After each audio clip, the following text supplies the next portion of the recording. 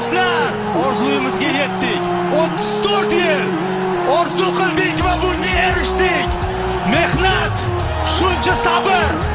Barchangizni tabriklaymiz. Butun O'zbekistonni. Bu hammamizning g'alabamiz. Har biringizning g'alabangiz. Siz ekran qarshisida ko'rayotgan har bitta tomoshabin O'zbekiston isbotladi. Biz futbolda ham Osiyoda eng zo'rlardan birimiz.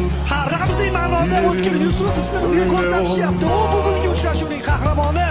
Seyf bilan ham o'yinni saqlab qolish mumkinligini, jahon chempionati yo'llanmasini qo'lga kiritish mumkinligini O'tkir Yusupov darvozabonimiz hamma bir paytlari heyt qilgan, hamma o'z ichi nimadirlar gapirgan darvozabonimiz hozir ikkita penalti va uchrashuvning so'nggi daqiqalarida Abduvohid taqiqlaganiga ketyapti. Qutqarib mundial ishtirokchisiga